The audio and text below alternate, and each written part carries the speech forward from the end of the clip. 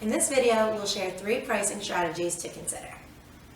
Number 1, cost-based pricing. The first type of pricing strategy that you'll want to consider is going to be cost-based pricing. To define cost-based pricing, it is when you add a fixed margin to the cost of your product. Now, when we say cost of your product, we mean all the costs associated with it.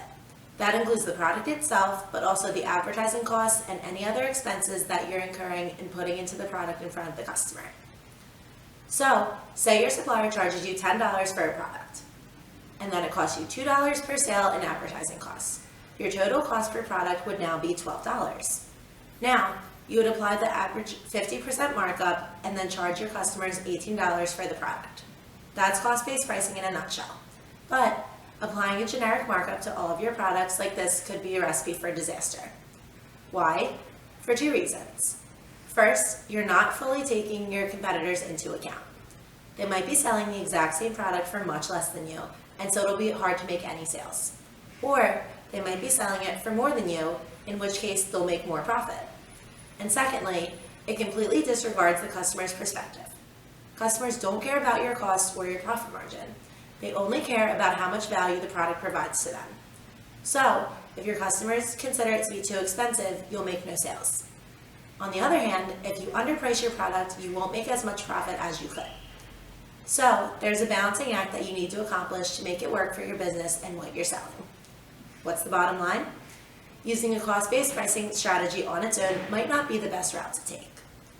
Now, let's look into our second pricing strategy, competitor-based pricing.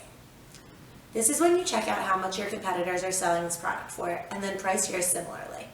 It's the easiest way to price your products because it removes the calculations needed to figure out your margin. Option number 2, competitor-based pricing. This is when you check out how much your competitors are selling the product for and then price yours similarly. It's the easiest way to price your products because it removes the calculations needed to figure out your margin and lets you mimic your competition. But competitor-based pricing is based on the dangerous assumption that your competitors have done their homework. Because, what if they get their prices wrong? Your business will struggle right alongside theirs, and even if they got the price about right, there may still be some room for improvement. So once again, only using a competitor-based pricing strategy could be detrimental to your business. As a new business owner, we do not want to start down that path. Finally, let's look at the third pricing strategy that can be employed with e-commerce, value-based pricing. This is when you choose a price based on your product's value to the customer. This might be the best pricing strategy to achieve long-term business success because your customers are more likely to feel happy if the price they paid represents the value they're getting from buying your products and/or services. As we all know, a happy customer is much more likely to buy from your store again. So, how do you find out how much your products are worth to buyers? First, you need to know who your customers are. Where do they live? How old are they? What are their interests? You could do some research inside of a Facebook Audience Insight and Google Analytics to get a better idea of the type of people that are visiting and browsing your site. Then ask yourself, how important is your product to them and how does it solve their problem? Next, check out your competitors and see who's liking and commenting on their posts. This is especially useful if you're just starting out. In summary, when pricing your products, you need to take 3 things into account. 1, the cost associated with your product. 2, how much your competitors are selling it for.